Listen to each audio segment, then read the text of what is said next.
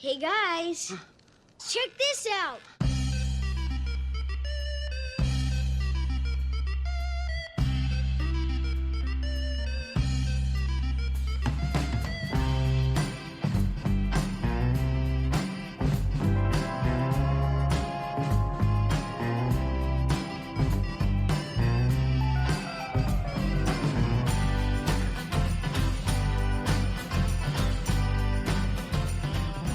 Hello and welcome to Check This Out, a podcast where we take an analytical view of the media that appeals to us as individuals and why.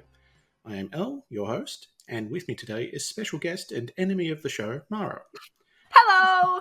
If you would, please introduce yourself and tell us a bit about yourself.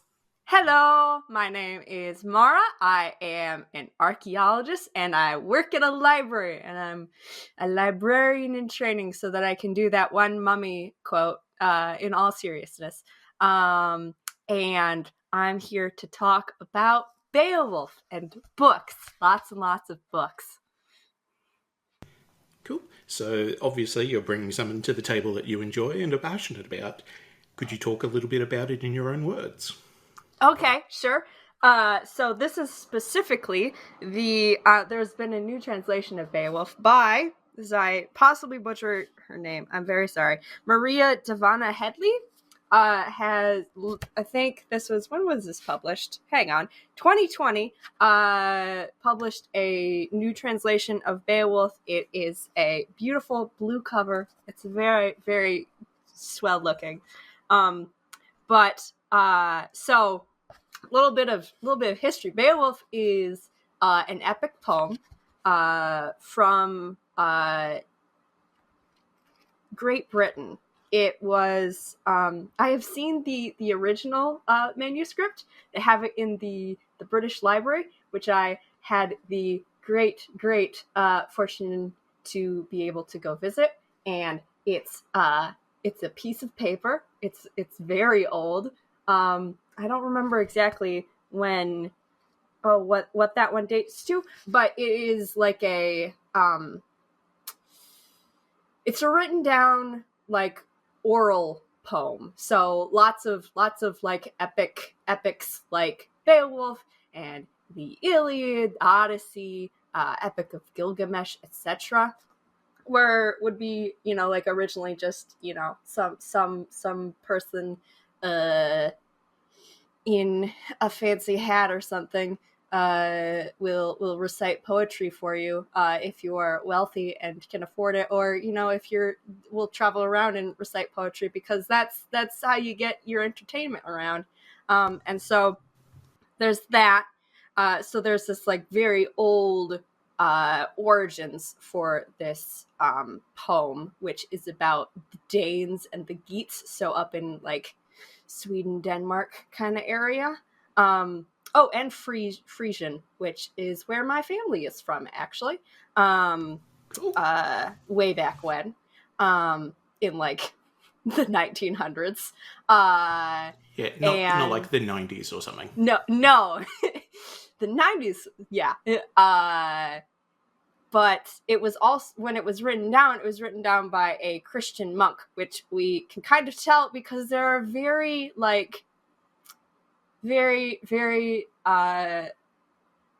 inserts into the narrative of like, and they didn't trust in God, which is what we should do, because God is great, and etc. So you've also got like that layer of things. How many giant snails? Yeah. No giant snails. It's not an illuminated manuscript, sadly. I know, that'd be very cool. I love looking at all those. Those are so much fun. Like the past, my favorite thing about, like, because I love learning about history. It's wild. People were always nonsense and terrible to each other and wonderful and did marvelous things like draw snails in the corner of stuff and like dick pics, dick jokes in like the margins of illustrated, very serious, I'm sure, illustrated manuscripts. So yeah. But Beowulf needed to be translated because it was in Old English, which is not at all like modern English. there were a couple like iterations of Old English. There was a thing called the Great Vowel Shift, which I barely understand, which is why you also can't read Chaucer in regular English. That has to be translated because English is a nonsense language and evolved like all languages. So you have to translate it, and oh goodness, what is it? I think the because I have several translations because I like Beowulf. The Seamus Heaney version, which is my previous favorite version. I'm sorry, Seamus Heaney, you have been replaced in my heart and my love. Has the the Old English transcription, yeah, that's the word, on the left hand side, and then the English version on the right hand side, so you can actually like see things side by side, which is pretty cool. The Headley's version does not, but it's cooler and I like it a lot because it's like, and I think this is like also one of those things, like the difference between like reading a classic, quote unquote, like, you know, an older classic that was written, a while ago. Like if you read Scarlet Letter or something like that. Great Expectations. Yeah. They're like, they're very, they feel different than modern books, right? Because we use different language and we use language differently. And like the pacing's different. So it's like with cinema, we use a different visual language. Yeah, exactly. Yeah. So it's interesting reading like those older ones, but it can be kind of like like you can tell you're reading something older, right? It's like a period piece, I think. It's like reading. Yeah, it feels dry and like, disconnected. Mm-hmm. Yep. Yeah. And like you are I think for me it's like you're hyper aware of the language then. It's like I'm aware of like this is something that is older. Yeah. Which is an interesting experience in of itself, but have you ever read, I have not asked, Elle, have you read Beowulf before, or like what's your exposure to it? I think the closest I've come to it is making a mental link in my mind between Beowulf and the Tale of Gilgamesh as older stories. Like important, historically old stories. Okay, sweet. I'm very excited. You haven't even watched any of like the oh god, the terrible weird 3D animation, whatever. There's a bad animated movie that came out when I was in high school, so it would have been in the early 2000s. Ugh, my bones aging into dust. Sorry. Because when you're talking about bad animated movies that came out in high school, I'm instantly thinking of Lord of the Rings. Ah, okay. Fair. No, that would be like early 2000s. I do have the movie version of the book. Yeah. Like the book version of the movie here somewhere, but anyway. Okay, all right. Well, it's I don't like it. I do not recommend that, but I like this one because so my pitch to you is that it feels she's the way she uses language to like to bring across like the intent and the like cadence of things and like the meaning of kind of stuff is really interesting, and I love it because she mixes in like modern like masculine slang, basically is how I'd put it. So like this is and how you may have heard of it before, like it is the bro version of Beowulf because that's how it starts. So the first word in Beowulf is like a hey, pay attention kind of line. It is what is it in Old English? Let me find it. It's what? HWAE. It's like the combined AE T. And it's like, and so it's like hark. Sometimes it's translated hark. Listen. Haney uses so, like, hey, so, kind of like, pay, I'm gonna start. Everyone, it's like when you like do the whistle in a crowded room, that kind of thing. And yo Haney kids, uses let bro. me rap with you. Yeah. So the original transcript of Beowulf, it's, I guess, one of the few things in a British museum that isn't stolen. Probably. That was a really fun to say. I also got to see like a one of the letters that King Henry sent to Anne at Anne Boleyn, and also one to like I don't know, a cardinal or bishop or some person being like, hey, so annulment stuff, and it was like, oh, history, I like this, because English history you get a lot of in English speaking worlds. Hey, so, baby, welcome to Dumpsville Population News, signed King Henry. They didn't have one they didn't have one of those that I remember, but yeah, it was cool. Anyway, so yeah, it starts out with like, bro, tell me we still know how to speak of kings. It's like, tell me that we know, like, it's very, and it's got that sort of, so there's oh, good. I guess I should get into the plot a bit. Do you mind if I spoil a thousands-year-old poem for you? I don't mind, but okay. I do have my prepared list of questions that's designed to delve a little bit deeper into that enjoyment of yours, if that's all right. Sure. Let's do it. Okay. So, question number 1. Yes. Imagine that I was someone who's recently been awoken from a coma, or resurrected from being frozen in ice, or even an inanimate object gifted knowledge of modern times and sentience. Okay. Essentially, I know what media is, but I've never experienced any. How would you explain Beowulf without comparing it to something that I wouldn't know? Oh, that's so hard. Okay. That's so hard for me. It is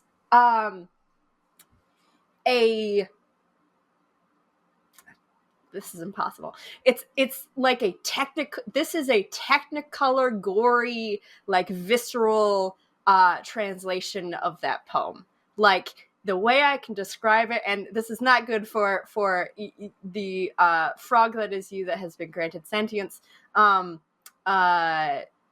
It feels, reading this feels like watching the movie version that I wanted that animated thing that I watched in high school to be. It's got, like, it gives you that sort of like gut punch, gut punch, and like you can see all the colors in the things on the walls kind of vibe. It's how I describe it. Very evocative. Yes. There we go. You got good words there, Elle. Thank you. It's all right. That's about my only skill. But yeah, so it's written in a way that it doesn't feel like reading. Yes.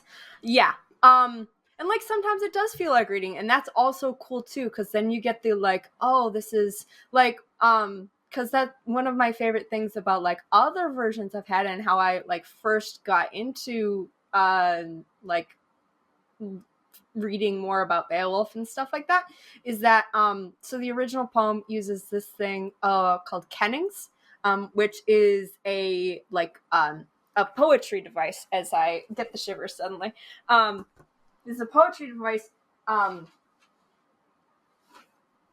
where you combine words to evoke and to, instead of other words. So like, instead of saying they're going on a sea voyage, for example, because the I think it's the geese. I love this book, and I do not remember the plot that specifically, which is fine. They come from, so Beowulf and his like crew come to Heorot, which is where like the main action. I want to give you a synopsis real quick, because I think this will help make sense. So the plot of the story is that So there's this big like drinking feasting hall called Heorot, with a king called Hrothgar, because everyone's got silly names and it's great. And everyone's down in the dumps, and it's bad news because the hall has become haunted, and like no one can party there basically, because there's this monster called Grendel that that lives somewhere out in swamps nearby or something like that, is an outsider and cannot stand hearing all of the noise of like revelry and people having fun in the hall every night, and so has begun like attacking the people inside if they ever party, because it's loud and he's an angry neighbor, basically. So everything's dark, gloomy, and then Beowulf shows up. He's this guy from like across the sea. He comes over with his bros. They start boasting and loudly announcing that, hey, we're gonna fix your problem, man. He makes promises that, hey, I'm gonna kill this Grendel for you. I'm gonna do it with my bare hands because I'm so awesome. And then you're gonna give me gifts, because that's how this pre-modern society works, is that you do deeds for someone and they give you gifts, and that's how you become a good person, kind of thing.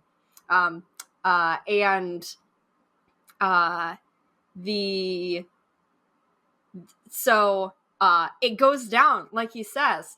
Grendel comes in, he eats one guy. We're all very sad about this guy. He does not have a name. Then Beowulf like wrestles him barehanded and tears off his arm, and Grendel flees back dying to the swamp whence he came. Everyone parties. They're all very excited. There's a little sidebar of like, I don't know, some weird epic poems has this thing where they like interrupt themselves. It's very much like, sidebar, or I got distracted, and then they go back to the regular poem and it's still left in there. It's like a comedian that goes in between set pieces with a bit of a side joke. So you get these weird little sidebars of like, oh yeah, no, and then like, there was lamentations and someone betrayed someone else, and we don't like that, so don't do that. And then said by like a bard in the middle of the middle of the main story, kind of thing. It's very entertaining. So they have this party, and then they think all is well, but then Grendel's mom shows up, and she wants to avenge her baby boy, and does so, and it's bad, and everyone cries a lot.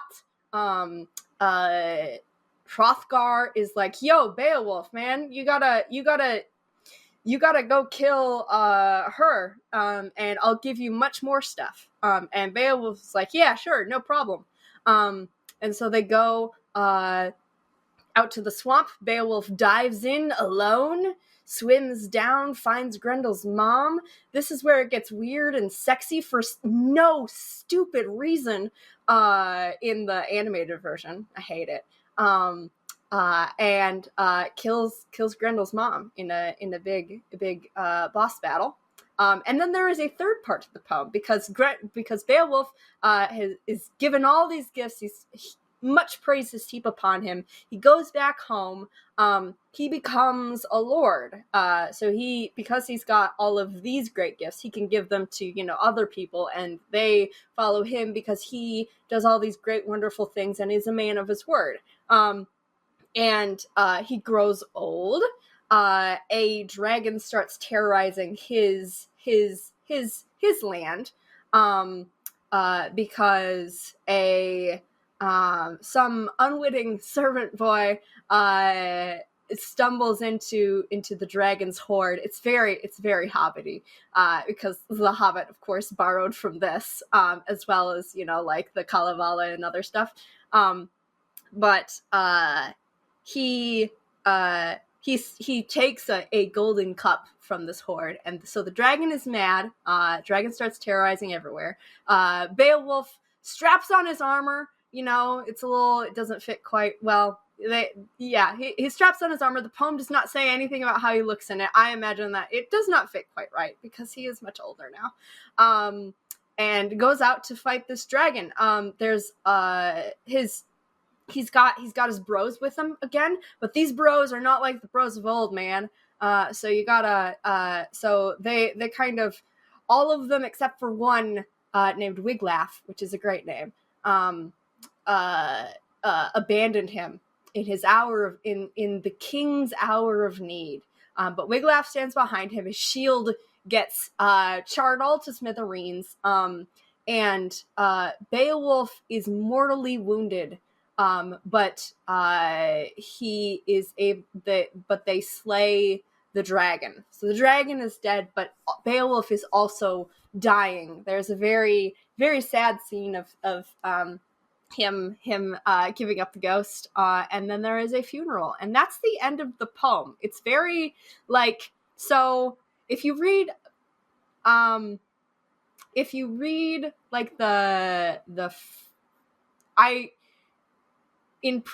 I've read this poem before, the second half is weird, because the first half is very much like an epic, victory story kind of thing. It's like, oh yeah, and they slayed monsters and they triumphed, and it was very, very exciting. The thing I like about this version, about Headley's version, is that it is the first time I have gotten the second half of the poem. And why? Because Beowulf is like it's kind of a tragedy. People die in the end. There's not a happy ending here. Things go wrong. We know that things in the future are going to go, there's going to be backstabbings and betrayal, someone's brother stabs them in the back kind of thing.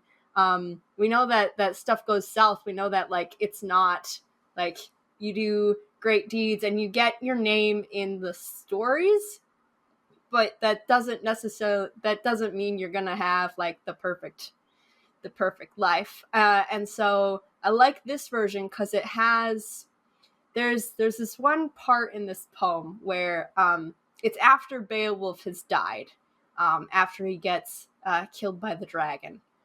Spoilers. Yeah, I know. And they're all all the men, because men are central in this poem because it was written down by men, are having these big speeches about how he was a good king and he did great deeds and he was a good provider kind of for all of his men. It's the phrase is he gave lots of arm rings, because that was a very big symbol that the poem uses, is golden arm rings or golden torques, that kind of jewelry. And in the background there's this woman who's crying and very distraught and much more just grieving than all the men who are in the foreground of the poem, because she's no, our king's gone, we're vulnerable now, this is not good. And this poem does very interesting things in bringing, and there's another in scholarship about Beowulf, there's lots of discussion and theorizing about who and what Grendel and Grendel's mother, who is not given a name, she's always just Grendel's mother, are they human, are they monsters, what kind of monsters are they, that type of thing, because the poem's not really clear. He uses lots of allegories to Cain's children, which has a whole racist history. And it's and they live in a swamp. Grendel's mother is like, she lives in the bottom of like these meres, so it's a swampy, gross, sticky area. Oh, I know my tagline for the end of this thing. Never mind. I got distracted.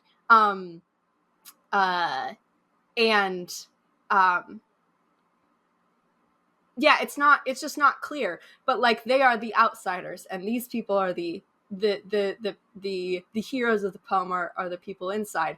But there's also like people in the poem who are also outsiders. There's like, there's the guy, there's this one of my favorite people in the poem besides like the main cast, because basically you've got 5 named people. There's lots more named people, I think, but there's 5 like main named people. You've got Beowulf, you've got Hrothgar, you've got Wegtheow, who is Hrothgar's wife, and she's got a lot of like lines when they're like feasting and celebrating after like Grendel was killed. She gives some speeches. You've got what's his name? I'm forgetting. But you've got this one guy who basically, when Beowulf and his bros first show up, is like, I've heard of you, and I heard that you weren't that great, so why don't you just sit down and let us take care of it, kind of thing. He's like he's basically the device to let Beowulf like give his bragging speech about, oh yeah, no, I swam across like the English Channel or whatever. It's not the English Channel, but like basically that. I swam across like, the open sea and battled monsters before. This is nothing kind of speech. Yeah, it's very like archetypical. So you've got him, and then you've got Wiglaf at the end. But those are like the main characters. There's other named people in the story, because that's how lots of epic poems do that. Like Iliad does this so much. There's like giant sections of the Iliad where it's basically like just listing off names, because the idea was that the people listening to this, they wanted to hear. It's like having, when you list like some great event and your great grandmother was there, you want to hear her name in the poem, because it's like, no, and she was there, my great aunt Matilda, kind of Getting thing. the cheap pop for saying the city name. Yeah, exactly. Oh, that's even better. Yes, exactly like that. Anyway, it's like, support local sport team. Woo. Yeah. So there's more names in the poems than that, but those are like the main characters. But anyway, so basically what you're saying is it's a good read? Yes, I think so. I like it a lot. I have rambled so much. Thank you for listening. Yeah, it's all good. You had other questions and like a format to your show that I have ruined. No, I'm quite all right. Question 2. Hypothetically, yes. Our positions are reversed, and I'm guesting on your immensely popular and award-winning podcast. I've just answered the previous question with your response verbatim. Okay. Give or take. All right. What stood out the most to you?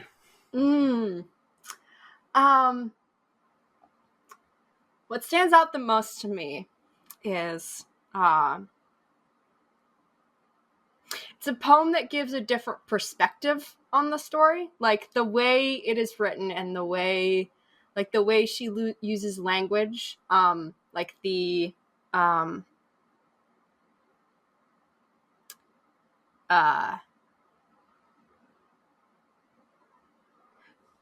way the language is modernized, the like phrases she uses, the like way she shows where like the masculinity, the like that toxic masculinity kind of feeling, that like, oh, we've got to, we're bros together and this is a poem for bros.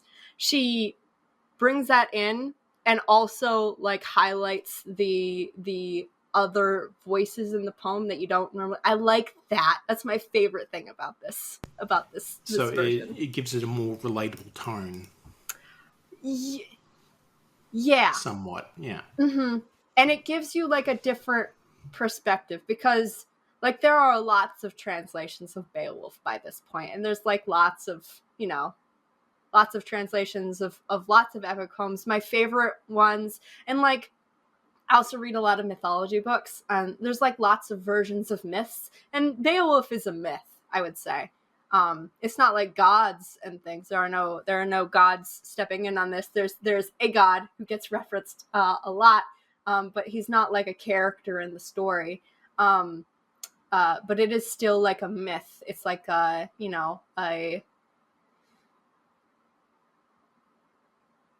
it's a story about like our values in Western quote unquote civilization.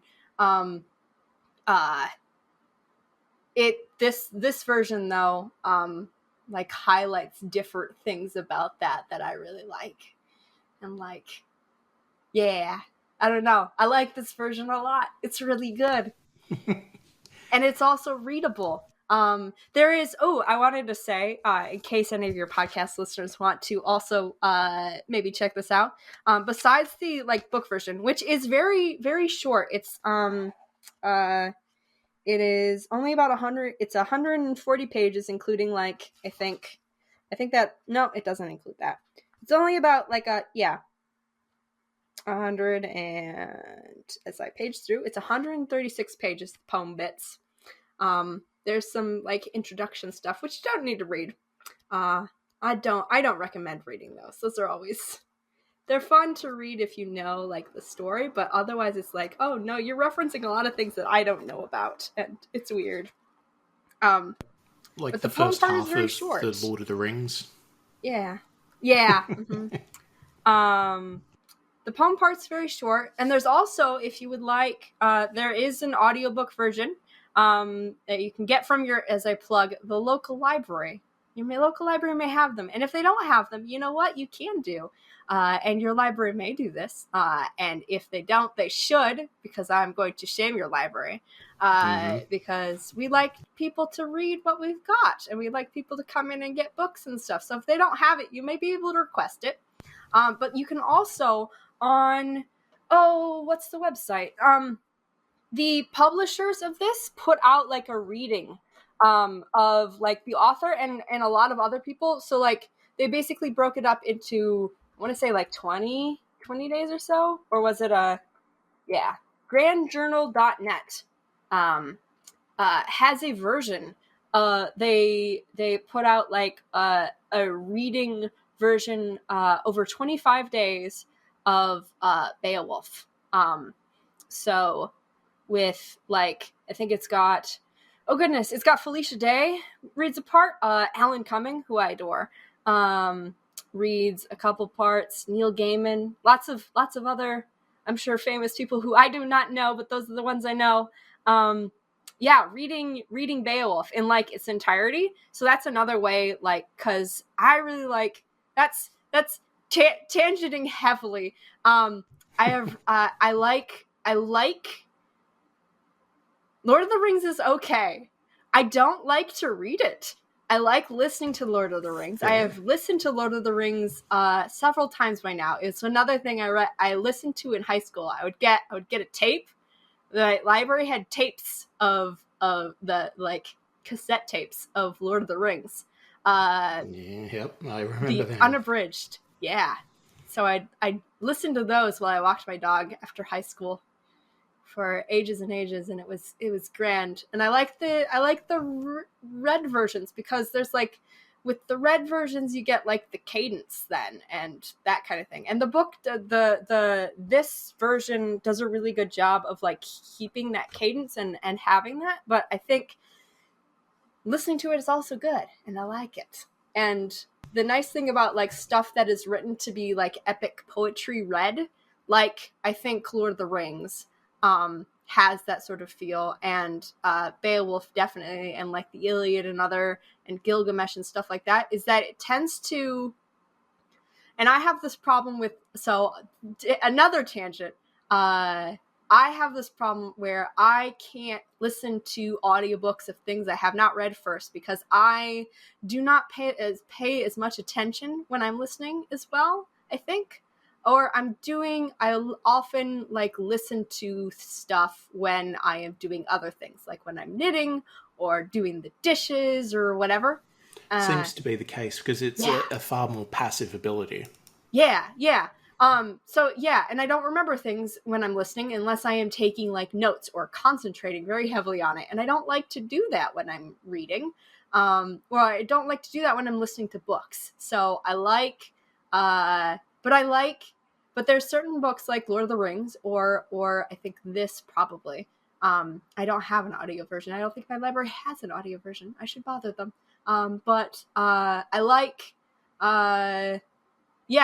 Because the thing with the cadence of some of these things is that it has like those natural pauses where your like attention can drift away. Like, when they go into a weird aside about, in like 50 years, this guy is going to stab this other guy. And you can kind of zone out in that until you get back to the main plot. And also, like, this is the thing epic poems do too. And like any sort of oral history kind of stuff, is that it tends to repeat itself. Like, it's like it, in a fairy tale when you talk to the old lady in the woods 3 times before she's finally like, well, fine, you made your bed, lie in it, kind of, and then consequences happen.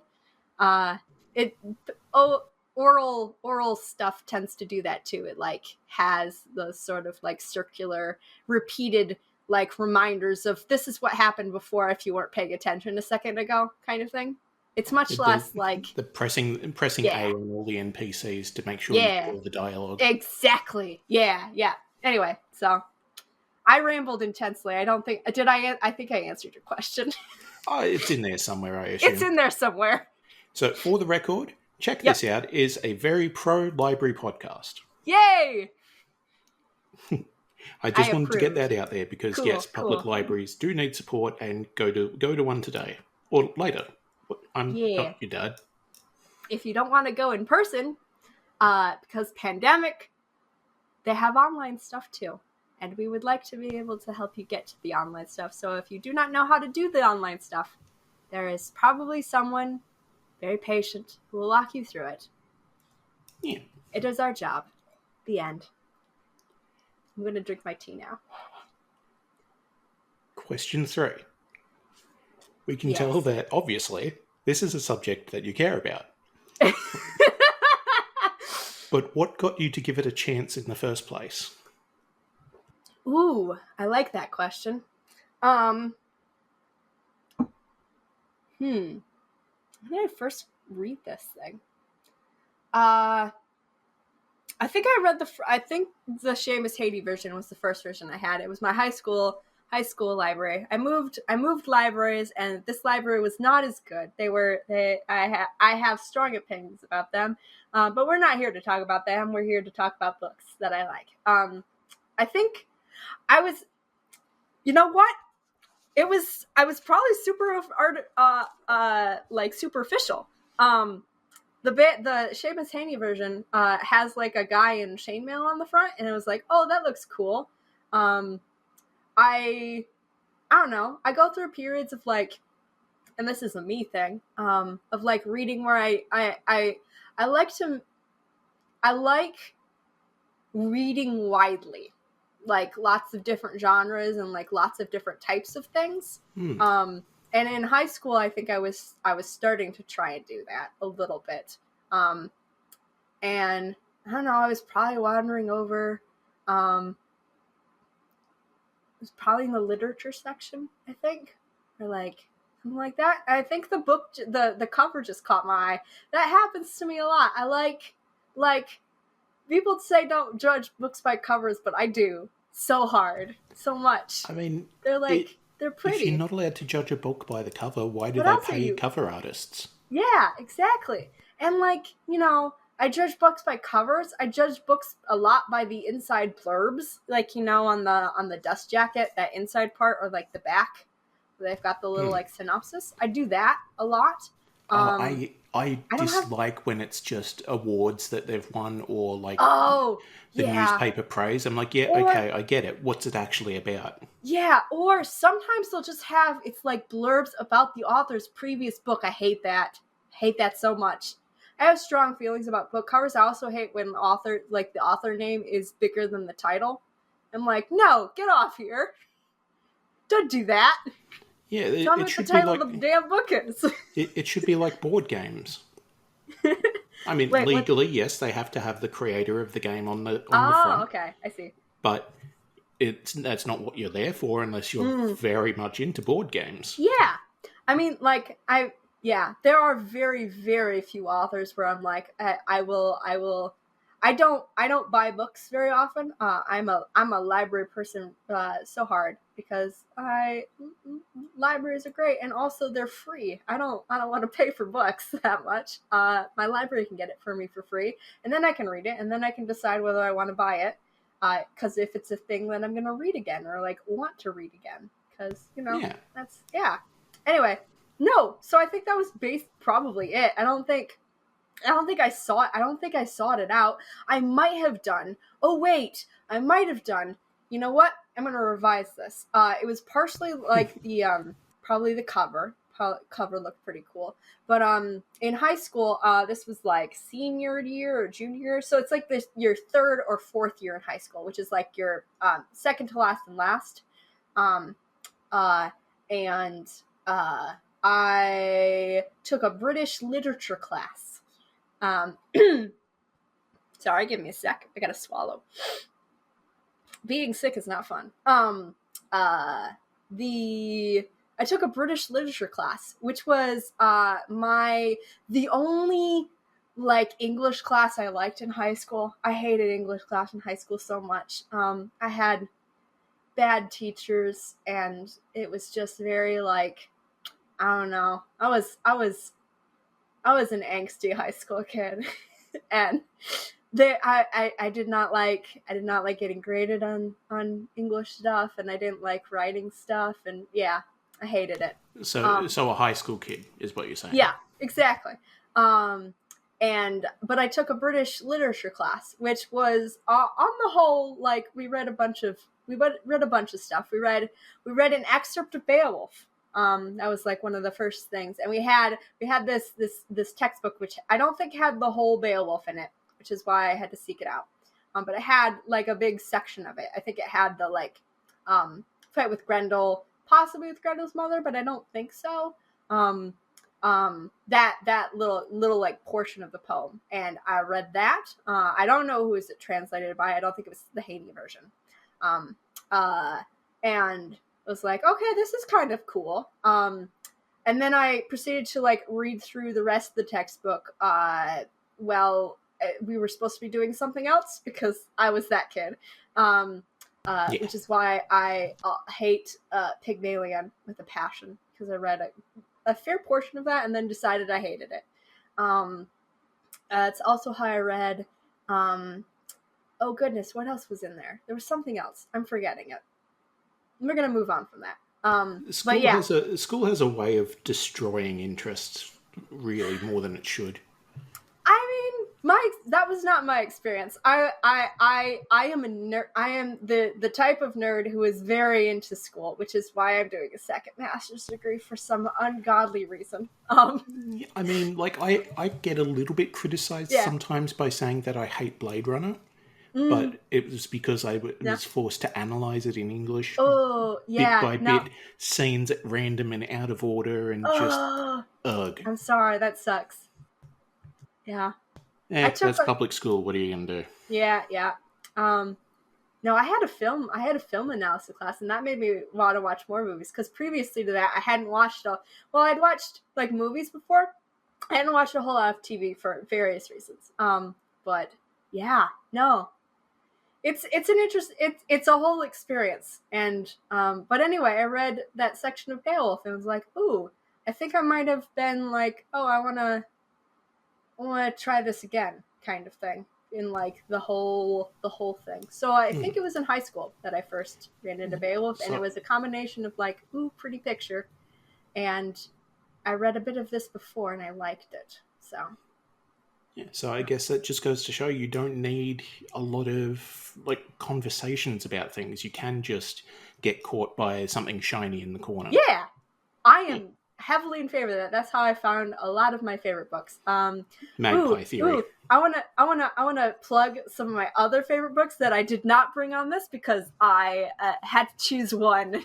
Oh, please. Yeah. But I love books. Books are great. There are so many good books, and like I am heavily in favor of like, if you don't like a book, do not feel like you have to finish reading it. I am very much like that at this point in my life of like, I don't have that much time. I don't want to force myself to read this thing that I am not enjoying. But yeah. No, oh goodness. Gods of Jade and Shadow. I picked that one up because the cover was pretty. That one's like that one's Mayan myth about this, and it's so good. Oh, it's so good. I love that one a bunch. It's how I read Breaking Glass. It's a Harley Quinn. Would it be possible to get the authors' names on these as well? Ooh, yes. Good point. Gods of Jade and Shadow is by Silvia Moreno Garcia.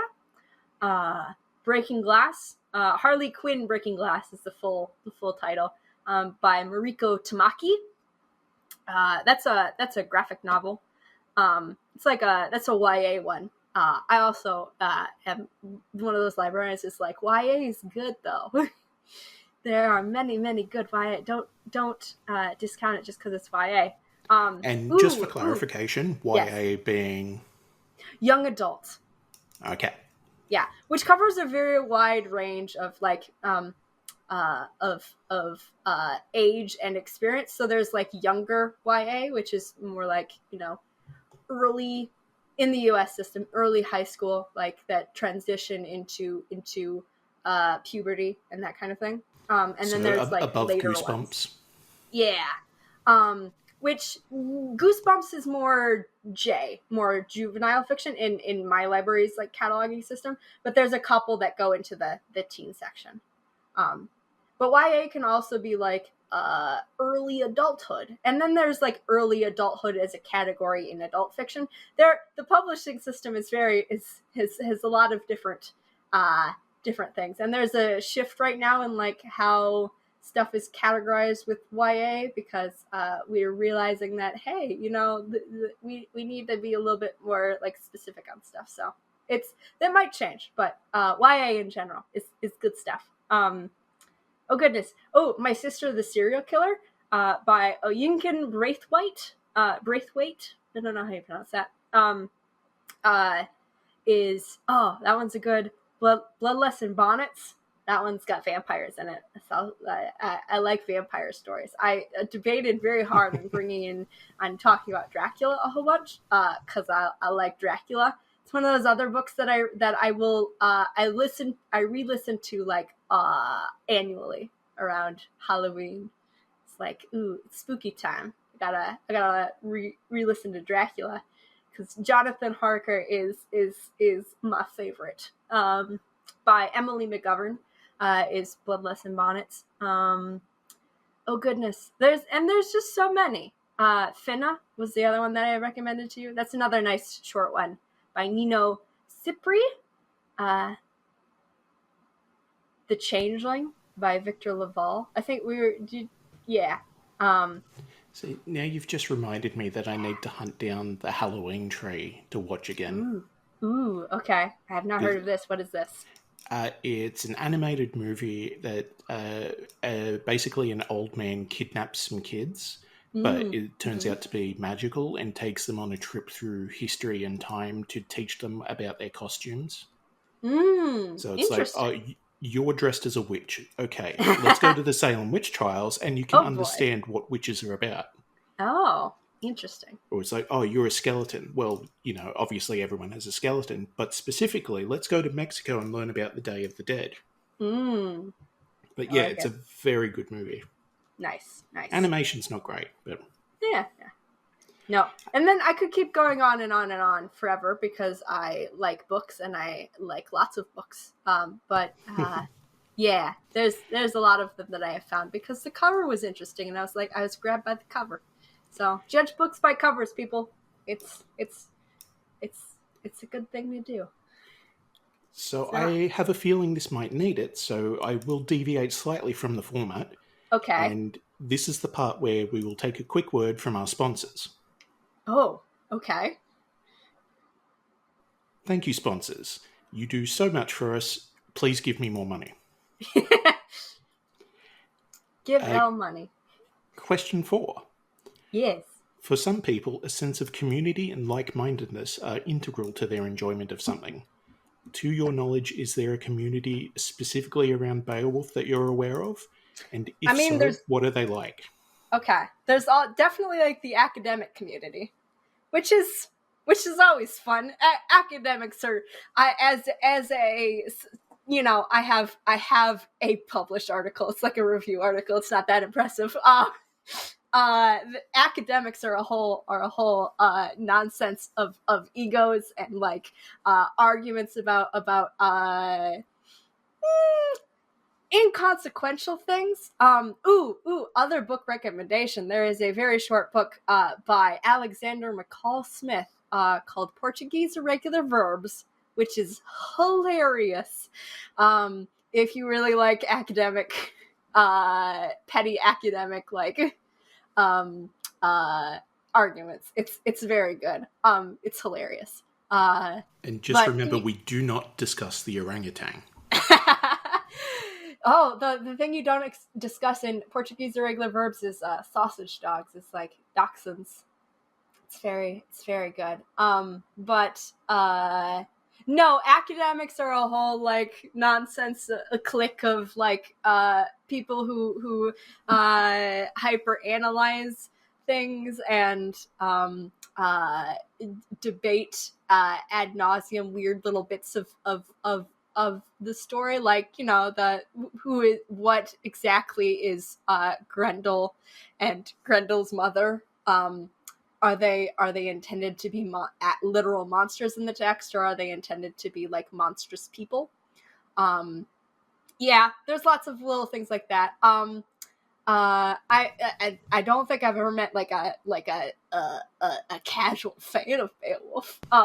So there's no groups of cosplayers or archive of our own fan groups. No, sadly, you don't get that with books very often. When I was in early dipping my toes into fandom stuff. There's not a whole lot for book stuff, and I'm sad about that. I want book fandoms. I mean, there's sometimes, but the thing is that it's not, because I think it's not a visual thing. And it's not, like, book reading in general is not as, like, it's not as wide of a, like, medium for that people choose to consume their media in, versus, like, movies or TV, that kind of thing. I think. I mean, some people might tell you that reading books is not cool. Well, we're here to prove no. Reading books is great. No, it's just, I don't think books lend themselves. And the other thing about books is, and I think this is definitely something like, with like, online fandoms and like, fandoms being very much like, especially like, and I'm biased in this because I am on Twitter a bunch. Like when The Witcher comes out, it all comes out at once, and or like Loki on Disney Plus. Like it comes out every week. You have this like it lends itself very well to a communal experience of like exploring the story.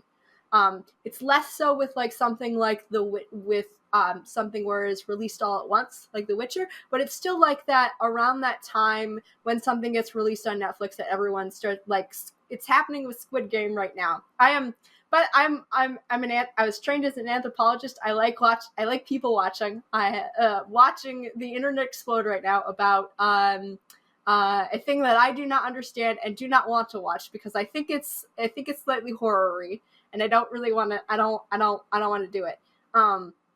But the internet is slightly exploding about Squid Game, and there's a bunch of fan art now of like Squid Game characters, and I do not know what any of it is about. It's great. Just for seeing my own it. curiosity, have you Yeah. read or seen the movie version of Battle Royale? I have not. This Fair is enough. what. Yeah, I've heard this is Squid Game is like, in that same like vein. Yeah, Like mean that, that's and I've seen Hunger Games. So all of these, I have not. What is Battle Royale? Battle Royale is basically kind of what the Hunger Games is based on. Okay. Oh yeah. I saw someone tweet that. The premise is Japanese school children are acting up worse and worse, and no one wants to go to school. So they pick one Those entire year at random, like one class, to Mm-hmm. put on an island with weapons and exploding bomb collars on their necks. And What it's could like go wrong? the last survivor will win. Everyone else dies. If Okay. if not everyone else dies, everyone dies. Ooh. Good luck. Okay. All right. Yeah. No, and that's just not a genre I'm interested in. I don't want to watch it, but like it's like bursting right now, and then it will either like fade into like you get some things that become cult classics, and then other things will just kind of like fade away, or it'll get a resurgence if it ever gets like remade, or some other thing of the zeitgeist like brings it up into dialogue again. But yeah, but I don't think you get that with books, because they are it's a very like, it's hard to read a book communally. I mean, you get that with like book clubs, and I am ashamed to say that I have never been in a book club. My library like has them, but like, it's hard, and like reading a book and like deciding to read a book for me and like is a very personal experience for me, of like, especially like now, if I start to read a book and it's not grabbing me, or like I'm just not finishing it, like, or I'm not like progressing through it very fast, I'll bring it back, because I know I can always get it out again. I can always find it again, and there's other stuff I could read, and like especially because I read lots of like different genres and stuff like that. I might not be like, I know sometimes I'm not in the mood for something, like maybe I'm not in the mood for a big epic that requires a lot of concentration right now. I want something fluffy. I want a romance, or something like that. So like it's hard to do it's hard to do a book club. And then also, I think for me personally, and I feel this way about movies too, is like, I don't know. I don't necessarily think I want to seek out like opinions or like discussion about stuff I like books or a movie or a TV show or something like that on my own time, and like my own like, yeah, like I like reading about, like I read a really interesting article by this author which made me go and find his books, which are amazing. It's P. Djeli Clark, who wrote The Haunting of Tramcar 15, which is a very short novel. It's real skinny. It's very good. About a djinn haunting a tramcar in like an alternate universe, Cairo, Egypt. And this detective and his partner who go and investigate, and basically try and exorcise this tramcar, which has a djinn haunting it. It's very good. But I found him because I had read he had written something about a Ray Bradbury story, which I had read a while ago, and was like, I want want to look stuff up about this. And then I found his stuff about that, and then I was like, ooh, I like his writing, and I like his thoughts about this other thing that I like. So then I read his stuff, and I'm probably going to read more of it because I like it, but not right now, because right now I'm reading other stuff. But yeah, I don't know. So and reading is like an oddly intimate form of communication too. It's like you hear with podcasts and things, there's a parasocial relationship because a lot of people listen to it by themselves, whether it's in driving in a car or they have headphones on. Yep. So you have just disconnected voices in your head, basically. Yes. Yeah. And when you're reading, it's similar. You're isolated, you're just yourself in space and time with the words in front of you. Yeah. Oh, and I definitely get that with also it's very personal and like what each reader takes out of a book, I think. Because like I definitely got my own things out of this book that someone else might not. And like I get that with movies too. Like a little while ago, my sister and brother-in-law and I went to go see The Green Knight, which is another translated poem, which is quite good. I recommend that one. Fun fact about that poem, that was I read that one in a mythology class I took one summer because I was the nerd who took summer classes in college. I did not need to take them; I just took them. I mean, why not? Yeah, it was I got free tuition because my dad worked for a community college, so I was like, I should take this. Anyway, we read The Green Knight in that class, but it was also written by the version we have. We think the person who wrote it, who is not they're an anonymous writer. Like many of these epic poem kind of things. We think the same person who wrote that one down wrote down a beautiful little poem called The Pearl, which is very sad and very, very good. I don't know. There was no direction for that tangent, so I don't know what I've tangented off from. Yeah, no, it's very personal. And like, I get this too. I've read the Dresden Files, which are good, and the thing with those is like there's now the author who wrote them is doing Jim Butcher has also done a couple of like graphic novels based on the series, and some of them are like directly based on books that have already been written, but there's some like brand new stories that are in comic form, basically. And I can't read those because the characters don't look like I think they look. And like, for the Dresden Files specifically, I watched there's a sci-fi series based on those books, and the series was a single series because it was not very well received at all. It is not really at all like the books. I love this series so much. I watched this series first before I read the books. They are two separate things in my brain. But I can't read those comics because the characters this is weird. The characters don't move like I think they should. There's that dissonance there. Yeah, exactly. So it's very, for me, like, reading is very personal, and, I don't, and sometimes I'll seek out, like, fandoms for book stuff, and then most of the time I'm like, I'm very content to not, and then sometimes I'm very much not content, and then I'm sad because I don't, it's like, how do I want to yell about this book with someone, so this is my excuse to do that. I know that, like, when some of the casting came out for the Wheel of Time series, everyone's like, oh, they don't look right, this isn't good. Yeah. And then the creators were just like, what made you think that they wouldn't look like this? There's nothing in the books to specify, such and such a character isn't black. Yeah.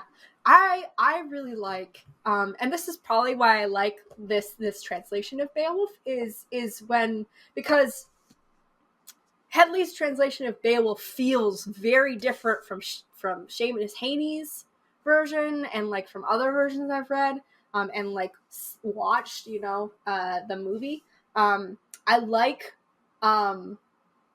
like when different versions give me a different perspective on things, or like it's a very different like interpretation, because like a translation is very much an interpretation. The language that you use, the words that you choose to translate something into are like, that makes a big difference. Like I've read lots of different translations of the Bible, and a different verse can feel very different depending on which like the translation is. So yeah, I like that about this version, is that it feels very different, and I like I think I appreciate more when different versions of things like screen adaptations of something feel transformative. Like that's why I liked Good Omens. I watched the Good Omens series, and I loved the TV series. I did not like the book very much. I've read it since then. I've reread it since then. I first read Good Omens when I was in high school again. Lots of high school books. Lots of reading. Lots of books that have like stuck with me very, very heavily. But I didn't like it in high school. I did not enjoy it. It didn't hit me at the right time, I guess. But then I watched the series, and the series was very good. And then I've like reread that book since then. And I liked it better, but I still like the series more. I think it does, like, I like when versions do interesting things with the source material. So I don't know. So I guess this is a good segue then. Yeah. Okay. Question 5. All right. There are many aspects of media that resonate differently with different people. Concerning Beowulf, what was your favourite part? Woo. Okay. All right. Well, in this version, my favorite part. Oh goodness. All right, this is gonna be weird. My favorite part was the female mourning in this version of Beowulf, because there's no, besides Wegthiau, who basically her role in the story is to give gifts to Beowulf and like remind him of his place in this world, kind of thing. Her like speech that she gives in the middle of this story is because I re-listened to this part like very recently, so it's right up there in my brain, right at the front. Is very much like reminding of we're glad you're here. I hope that my husband will take what he's learned here and apply it to his own sons advancing in the world and like improving themselves and stuff. It's very much like reminding Beowulf that he's a foreigner here, reminding him of like, you've gotten great gifts here, you have been honored for your service, and we know that you will. We know with the like nudge of like, we know, like when you kick someone under the table to like stop them from doing something or like remind them of something, like speak up right now, that you will go away and remember us fondly, kind of thing. It's very much that kind of speech. But there's, we also get like scenes of in with her story, we get this bard who's telling another story. I believe this is how it is in my memory, at least. Sorry, I gotta swallow. No, it's all right. We also get this story of another family who does not one of the members of that family does not follow like the familial code and does not follow these like societal rules that Wakefield has just highlighted, because he betrays his brother or something. There is like kin killing and that type of thing, and in the story ends with like and this a lot of this and Beowulf itself like ends with like women crying, which is pretty much all they do, which is a whole like thing in Western literature. Men aren't allowed to cry. No, they're not. And so the women cry, and the women are like mourning and it's very interesting of like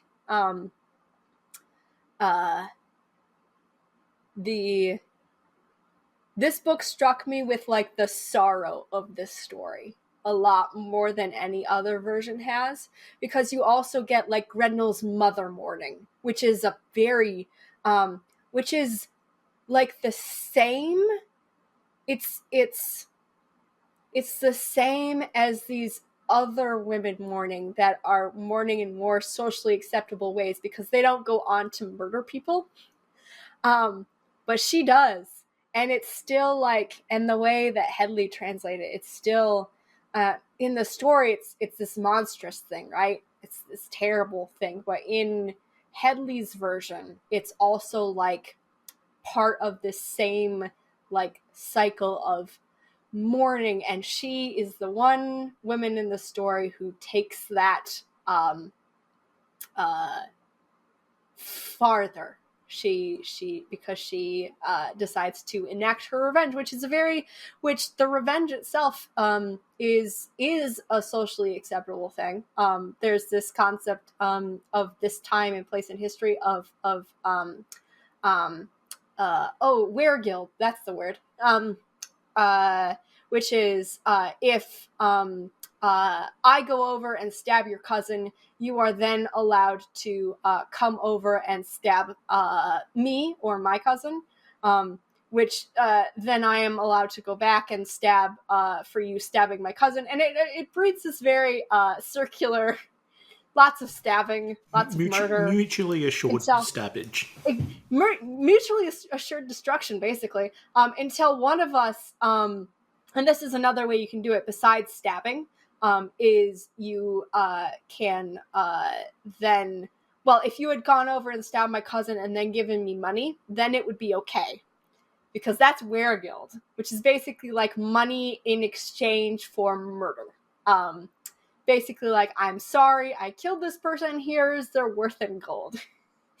kind of idea. You'll notice it's not much, they were a prick. Yeah. And it's very much related to like who they were in society and like their status and that kind of thing. Anyway, it's interesting. And so yeah, Grendel's mother, her revenge and her rage and stuff is presented as monstrous, because she's not following those rules. And it's interesting. I like this version because it's sad. It's not a happy story. Beowulf Which then leads perfectly to question number 6. Okay. Following on from the previous question, what do you think would appeal most to the general public? I mean, everyone loves a good tragedy. There's a reason that we all read like Macbeth and Hamlet, and those are the big fame, and Romeo and Juliet, and not all of his comedies, which were kind of not as great. I mean, I assume the reason is because we're forced to in school. That too, but I mean, like we all stop and like slow down at car wrecks too, right? There's this. I think it's a very human thing of like telling a sad story so that we can, and this is like a very classical Greek tragedy thing, is what they are explicitly written to do, is to present a like, this is where they went wrong kind of like moral tale, but there's also like that always in tragedies like Hamilton, there's this sense of like they went wrong somewhere. Where exactly did they go wrong? And like what was the sin? What was the like mistake? Was there a fatal mistake, or was it like this series of things? And like with Beowulf, it's also like the society is also like the social structure, or not the social structure, but like the pattern of like how men have to be in this story is what causes Beowulf to die, like and a lot of other people to die, like the unnamed crew that comes with him. That one guy died because he came with, but if he hadn't come with, he would be less of a man, so he had to come with and he had to die. It's very interesting. That sounds very familiar to a story I remember writing. Oh, yeah. Yeah. Mm-hmm. Yeah. Anyway, sorry? I don't know if it has broad appeal, but I think that's like, yeah, we read tragedies. Tragedies are a part of the stories that we tell. It's not always happy endings. Sometimes you want a happy ending. I love happy ending stories, but also you need like the sad ones. I don't know. Yeah. I mean, I think Tool has a song about it, Vicarious. I do not know this song.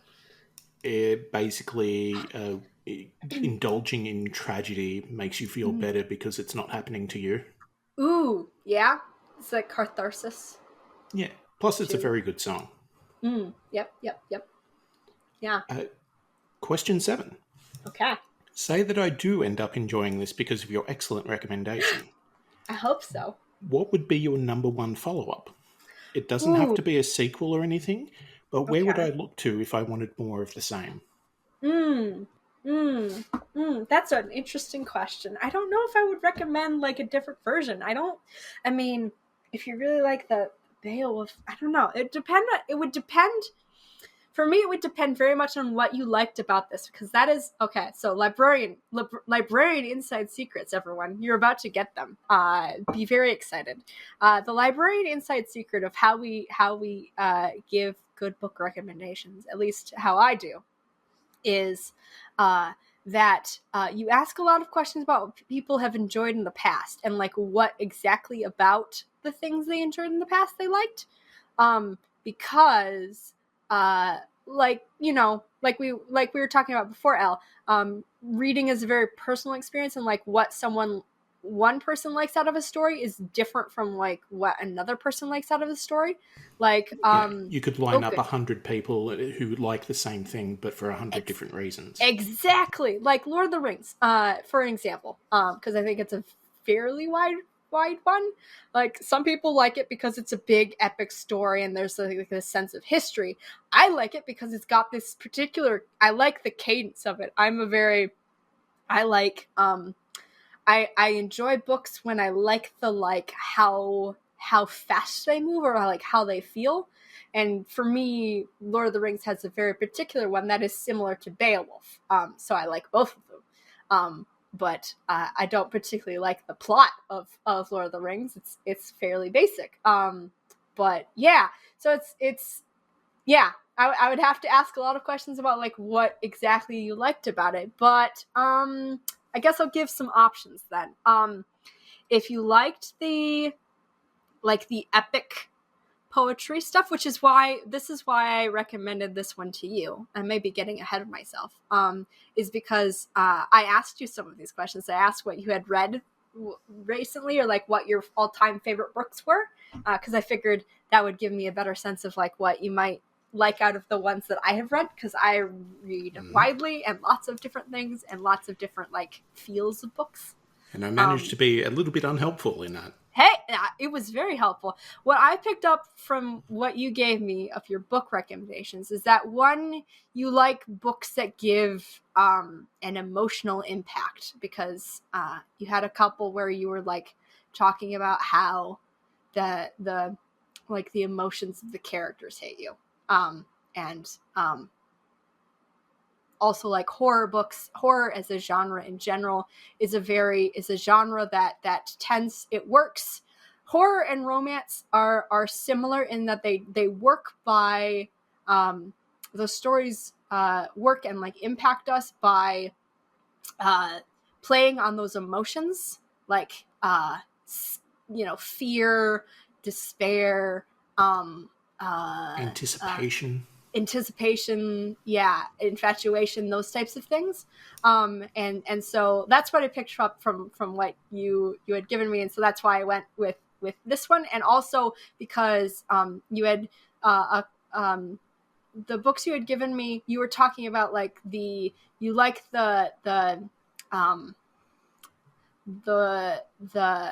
plots, and to me those seemed like kind of epic-ish stories versus like you've got epic stories and you've got like big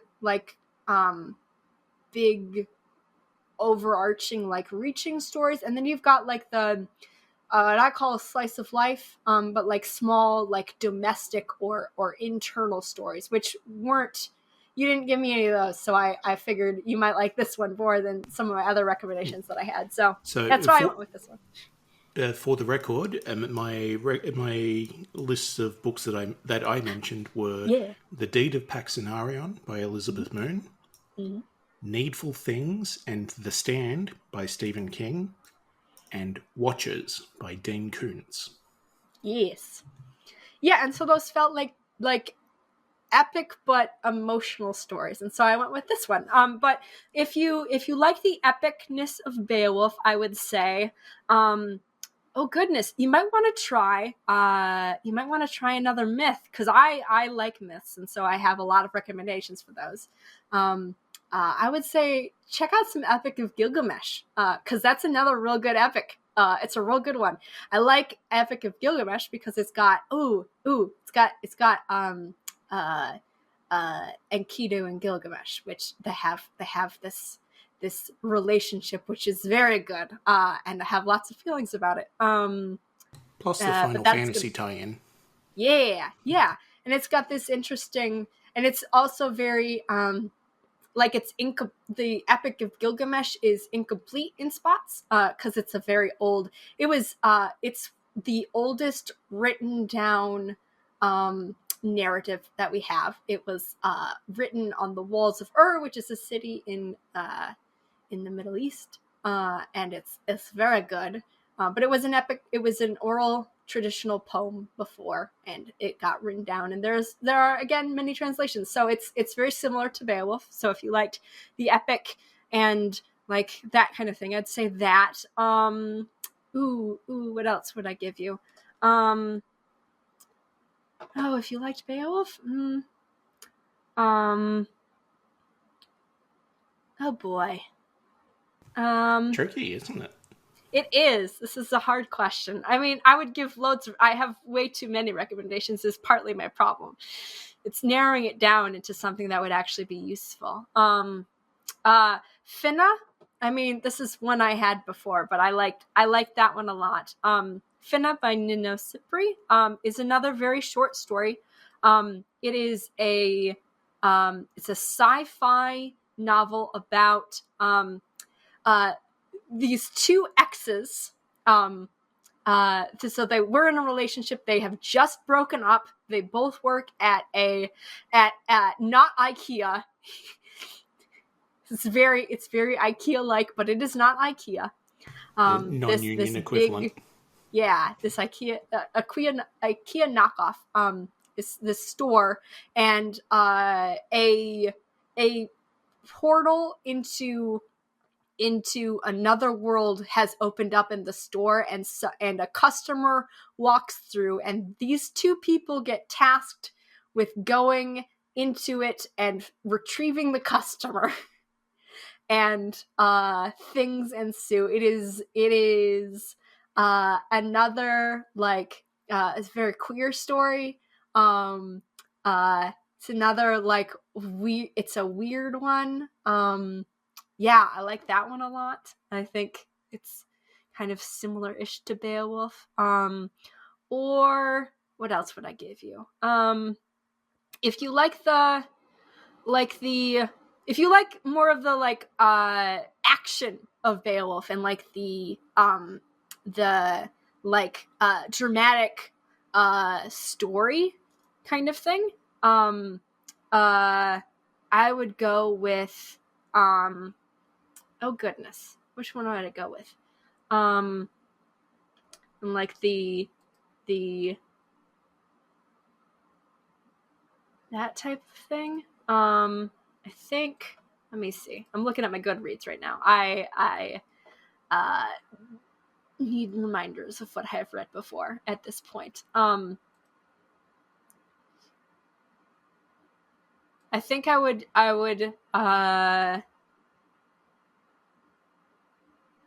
give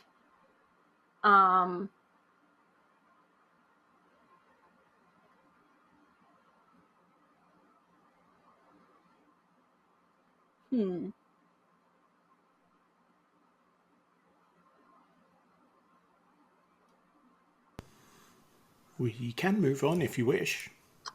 No. I wanna have an answer for you here. Okay. It's gonna take me a minute. I think I would give you something like Bone by Jeff Smith. It's a big graphic novel, because that's another maybe not that one, because that's not action enough. I need something with more action. I don't read a lot of things for action, so that one's harder for me. I'm looking at my bookshelf now to see what I've got here. Oh,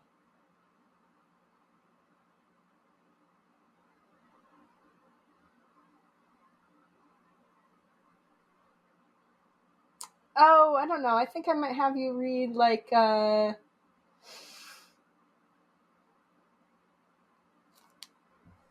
there's the dragon one. What's that one called? His Majesty's Dragon, by Naomi Novik, which is a reimagining of the war of the Napoleonic Wars. Except for the British Navy has dragons that they use for air battles. It's weird, and it's a series.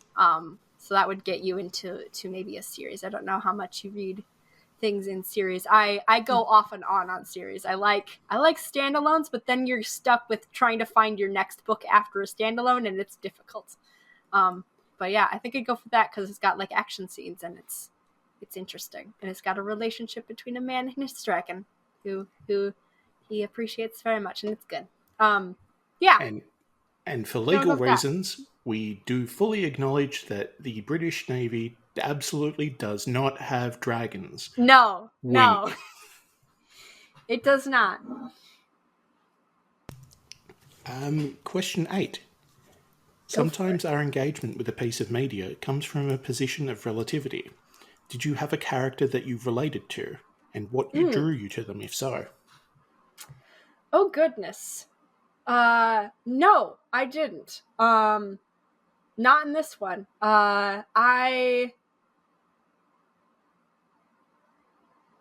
think as a younger person, I definitely did, but I think now it's weird. It's hard to find a character who shares your exact point of view. I tend to get more attached to side characters for things like that, I think. I think this is a very human thing to do as well, not just a me thing. Because you can, with a side character, because they are less fleshed out, and you're not, especially if it's a first person kind of narrative. And Beowulf is very much not. It's all third person. You are not in these characters' heads. Versus more modern literature, I think, tends to do more of the internal kind of dialogue type of stories.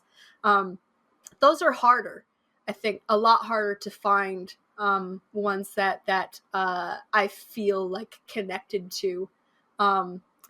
It's very impactful when it does, but I think it's a lot harder because you don't there's people are multifaceted, and we're all complicated people, and you're not going to match the same as one person. So I tend to do that a lot more with like side characters. In this story, for Beowulf, specifically, no. I did not connect strongly with any of the characters. I mean, when I was reading this, the thing like, some of it's like, oh, I know where that's from, because I know what the word Frisian means. It's a horse breed for one thing, but it's also like a specific region in the Netherlands, which is where my family is from. Both sides of my family. I seem to recall that being applied to cows as well. Yeah. As in, like, that's the specific, when you think of a cow, that is the type of cow you think. Yep. But like Frisians are the archetypical like draft horses, basically. But it's also a region in the world. So I was kind of like so excited when I read that bit. I was like, oh, I know where that is. They're talking about yeah. I've been to that pub. Exactly. It's fun when you get that in like modern books too. I have that's how I got when I was in grad school I'm in grad school for the second time right now because I am a nonsense person. My last time in grad school I was down in Texas, and I'm from Michigan originally, which is up in the north of the U.S. Texas is down in the south. It's very far away. And I was kind of homesick, I think. I didn't realize it, but I was kind of homesick. And I got very into this one Michigan author who was writing, and not about stuff like right where I grew up, but like I knew the place names, and that was kind of fun. Because he was writing like it's a series called Libromancer by oh goodness, what's his last name? Shoot, hang on, give me a sec. Where's that book on my bookshelf? It's around here somewhere. Jim. What's his last name? It starts with an H.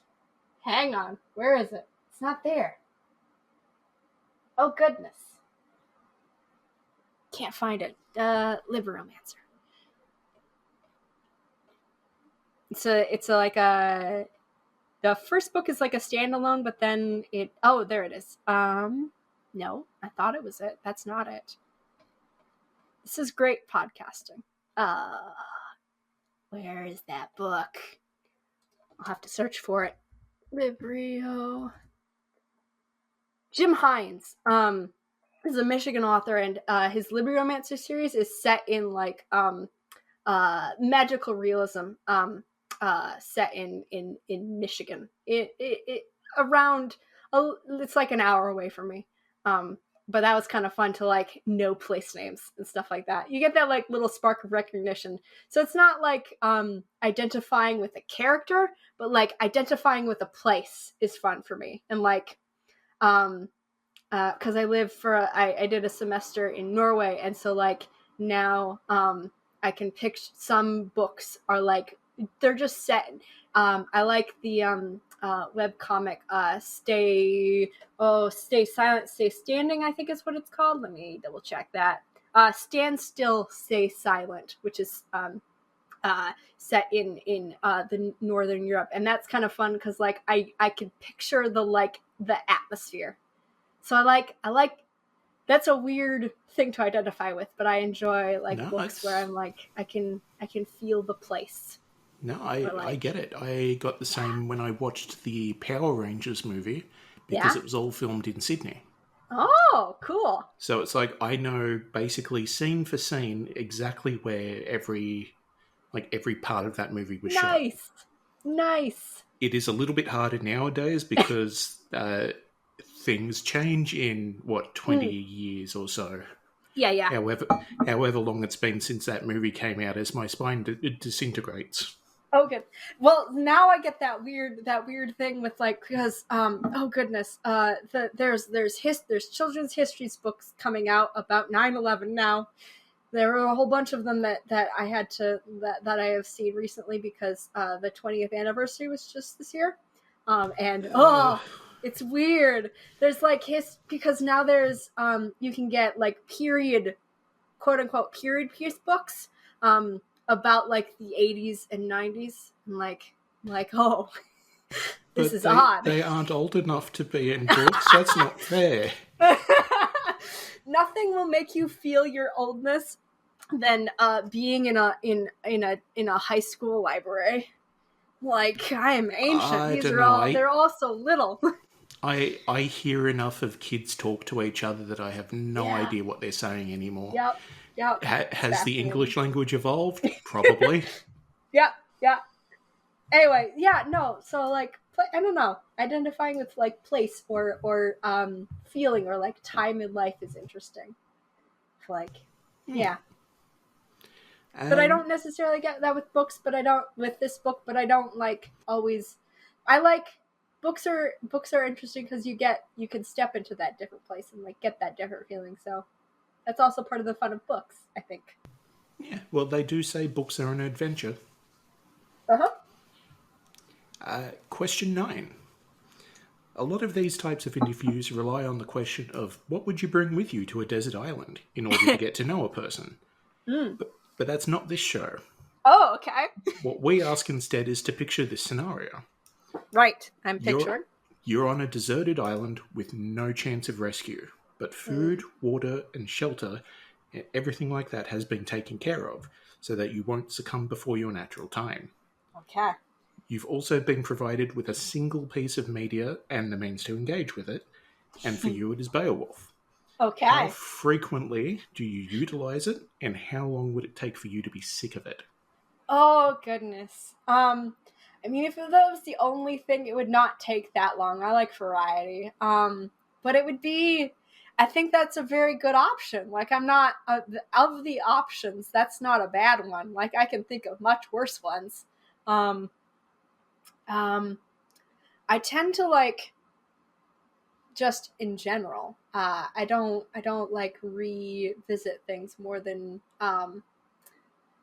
once a year generally, but like, you know, if something changes drastically, then that's kind of fun to do. Yeah, I'd say like at least annually, maybe a little more often because I'm bored now and this is the only thing I have. Well, I mean, you could always take the option that apparently a lot of people seem to forget is just getting island buff. Island buff? Oh, I would get very island buff. I'm getting muscles now because I like lift that we have to like pack up book bags and send them off to various branches. So it's like 50-pound bags of books that I'm lifting twice a week. And so I've got like little baby muscles and it makes me real happy. I would so get island buff. But I think I would want to like, I think I would try and change my experience of it. So like engage with Beowulf different ways. Am I only stuck with the book or do I get like options as far as format? What's your verdict, Al? Ooh, as the grand arbiter of this question. See, I've turned the tables have turned. The worm is turning. Yeah. Which is an expression that a lot of people don't even recognize. I will say that you can have an audiobook version of it as well. Okay, all right. I would probably do the audiobook version more because, like I said, I like half tune out when I'm listening to an audiobook or like podcast or something like that. So I feel like I would enjoy that more. I try it when I'm rereading stuff. I'm usually redoing it because like it's something has changed in my life and I like to, and it's really fun to go back to a book and like realize what about you has changed and like what you're noticing because like it's like I like right now in my life I like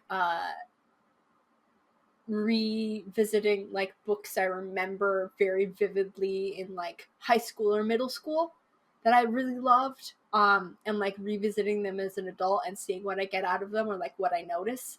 And sometimes it's terrible because that's when you watch the 90s movie and realize, ooh, that's cringy. Oh, that's not good. And sometimes it's interesting because it holds up or it like with when I reread Good Omens, I was like, oh, I like this better now. Like as I have changed in ways that makes this part stand out more, or makes this more relatable, or more impactful, I guess. So I think I'm sure it would grow old at some point. For me, I think rereading Beowulf on this desert island, I don't think I would ever get sick of it. Permanently, I mean. There would definitely be points of time, I think maybe within the first year, I'm going to say, because I would try and reread it too soon and then realize that I'm bored. When can I get off this island? My brain would do that, I think. But like Beowulf for me, and like Dracula and some other books, Banicula, Rune Marks. I have a lot of books like this on my shelf where there are ones I like to revisit because they are rich enough and there's enough, not even necessarily within the, like, I don't like rereading mysteries at all. I have very few mysteries that I want to reread, because a mystery book for me tends to be, the whole point of them is the mystery and like the plot, and then if I reread it, I've already experienced the plot once. I don't need to experience again. There's a couple of mystery books I like, the Miss Marple mysteries by Agatha Christie, a whole ton. They're very good. And I like Alexander McCall Smith, Ladies' #1 Detective Agency. Those have enough like character things, or like other like they have enough other stuff going on, especially with the Miss Marple ones, that like that there's other things to experience, even if I still remember like the plot, or I'm not surprised by the plot anymore. And Beowulf is definitely like in that category of like, the story is very simple. And like, I have the story memorized by this point. I know what the plot is doing, but the language and the way different translations like highlight different things, and the like themes of the story, because there's lots of themes in Beowulf. There's like the theme that the original person who wrote this down, that whatever that monk was, probably, who transcribed this story, has that like super narrative of like, this is an old like pagan story and we're Christian now, and isn't it much better? There's also the layer of like the oral story itself, celebrating this like these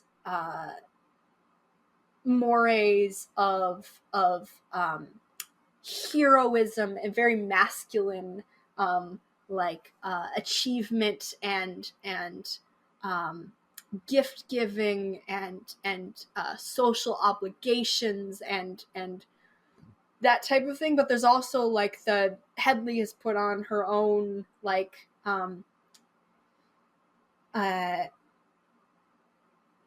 layer as well of like kind of mocking the story a little bit. There's a little bit of that in this, which I enjoy, I guess. There's this layer of in Beowulf, there's this layer of self-awareness of this story is also not the only one that we have to tell. Like, Beowulf dies in this, but the nice thing about tragedies is you can imagine a version where the characters do not have this tragic end. Like, what if I think the one reading of the end of Beowulf is that like, is what if Beowulf's entourage at the end of this hadn't been cowards and had stood by their lord and like defended against the dragon and had succeeded, and Beowulf was alive. That's one reading.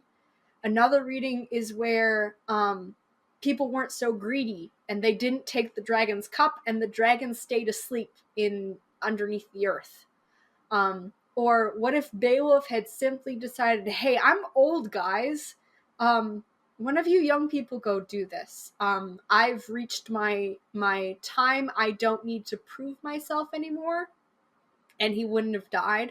That's another option. I think that's an interest. I think that's where I get a lot of enjoyment of books and like stories, and not even necessarily like having to reread them. But like thinking about them is when you have a story where you can imagine all the different endings and like fanfic it. I could fanfic Beowulf a lot, so I don't think I would ever get like permanently tired of it. I think I'm Fair. good. I feel very confident. Fair. I mean, I think I mentioned it on the very first episode of the podcast, is that with narratives, for me, I cannot like revisit them without having enough distance away from the initial reading. Yep. Yeah, no, definitely fair. I tried to do that. I loved and watched and loved Avatar: The Last Airbender, and then I have not rewatched it since. I think I could now. But I like tried to go not straight into. There was a little bit of a time like a period where I didn't watch anything from those creators. But then I tried to watch started Legend of Korra, and I could not do it. It was raw. It was different in the wrong places. I wanted the same thing and I couldn't get it. So I couldn't do it. Yeah, but it's like, I think Needful Things, as I mentioned earlier, is, if not my favourite book of basically anything, then it's definitely a top contender. Nice. I have read that 3 times in my life. Oh, and good. I think I'm only just coming up for another one. Oh, boy. I love books like that. I'm glad you have that. Yay! But yeah, it's just like with any video game, any TV show or movie, or whatever, if I would know certain beats of it, I cannot unenjoy it. Yeah. So I'm going to replay Hades so many times now. It's my favorite. So it's like with spoilers online. It's like I can't then go and watch the thing because I know some narrative beats or I know what's going to happen. Mm-hmm. It's like, oh, the sports game that was on TV today while you were at work, this team won by this many points. I'm like, oh, cool. I don't need to watch that now because I know I won't like it. Yeah. Spoilers, I have an interesting relationship. I get spoiled a lot for things because I am online and refuse to not be online, and so I get spoiled on things occasionally. Usually I don't find that it actually bothers me too much, though, for whatever reason. Like now imagine being on the opposite side of the globe than everyone else, and when you wake up, all of the spoilers are there. Because everyone else has decided that, it's been long enough. Yeah. Mm-hmm. Yeah. And part of that is, like, for me, at least, I am very much, because I just watched Lovecraft Country for the first time. I watched the first 3 episodes last night, and, like, I have not gotten spoiled on that one, because it's not I have not seen a lot of discussion about it, like, plot-wise specifically. But it's been out a while, so like I recognize that I very much might, because if I look up anything about Lovecraft Country, I'm probably going to get spoiled because any like analysis or discussion of it online has reached that point where it's free range basically on spoilers. So yeah, I think and that happens to me with a lot of media because I do not have that much time or energy or like bandwidth. I want to rewatch things instead, and so there are many things which I have not experienced, which I want to or should or whatever. But it's basically the entire reason for the existence of this show. Is like I have very little experience with media and pop culture. Come on and tell me about something that you enjoy. And it has been a little bit less mainstream than I anticipated, but hey, it all works out. Well, I got you Beowulf, so it's yeah. We'll see. I hope you like it. I really hope so. But Yeah. But yeah. that is all the questions that I had, so thank you for Alright. indulging me. Thank you for letting me ramble a whole bunch. I Hopefully, don't feel like I was very coherent, but I hope you like it. that's for everyone else to figure out. Yeah. But hopefully that's given people a little bit of a deeper insight into your perspective. Yeah. At the So, very least. since we did change the format up a bit and we've already gotten our call out to the sponsors, I'll ruin the show by talking for myself for a bit. Gasp. So I have a follow-up review from last episode's enemy of the show and self-proclaimed wandering puppeteer swordsman, Alex, and his recommendation of Thunderbolt Fantasy. Is this something that you're familiar with? I am not. I saw you recommend it in the Slack channel, but no. So not it at all. is What is it? a Taiwanese and Japanese puppet anime, Ooh, okay. basically. Wait, So- it's an anime of puppets, or is it puppets in the style of anime? I need puppets clarification. in like the stylistic theming of anime. Ooh, So I love imagine Okay, taking. I'm excited. I might find this now. Thank you. It is available on Crunchyroll, so Okay. it's very Alright. easy to find.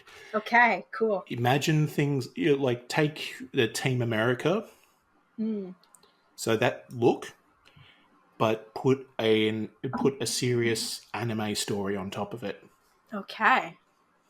The fight scenes are insane because it's anime and everything has to be over the top, and you call out your attacks as you're doing 16 different arm motions to activate the magic. Yep. It is gorgeous to look at because these aren't Muppet style puppets. They are traditional wood puppets. Like they're controlled by the sticks and everything. Marionettes. Again, take your Team America puppets, but give them a $1 million makeover, basically. Nice. That's the kind of style. It honestly looks like CGI half the time. Cool. But all of it is practical effects, except for the ridiculous anime effects, which are, I assume, mostly put in post. But the storyline is interesting. I wouldn't say compelling, but maybe that's just me being a little bit cynical. The only real issues I have is because they are puppets, they don't have a full range of motion. So it is hard sometimes to tell which character is talking. Because at most you'll get a mouth opening for 3 seconds and then closing, except there's an entire dubbed speech over it. when realistically the puppets would be going the entire time. But yeah, I think being a TV show type thing, I gave it my 3-episode test review. I think it is something I will be going back to. I would give it probably a 3.5 out of 5. Solid. But yes, You've convinced me to look at this, so... Yeah, if you like kind of over-the-top anime, kind of garbage fights, definitely give it a check. Definitely give it a look in. See what you think. And now, before we wrap up this, the final ever episode of Check This Out for this recording session, and the 10th time that I've made that joke, would you please tell the audience where they might find you online and if you have anything to advertise? All right. Hi. So I'm Mara. You can find me on the Twitters at YarnQuester and at Mara, M-A-R-A, Deckinga, D-E-C-K-I-N-G-A,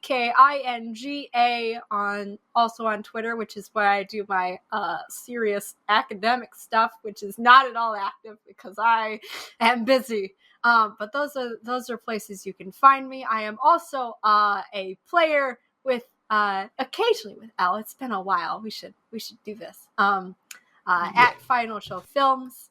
where I am currently playing a very anxious robot. It's quite fun. It Yeah, is very fun. which is good stuff. That's my online places, and that's what I got to plug. That's me. Cool. And on that note, I've been Elle. And I've been Mara. And this has been Check This Out, a podcast of media positivity. And remember, you can lead a horse to water, but you can't make it a can of worms.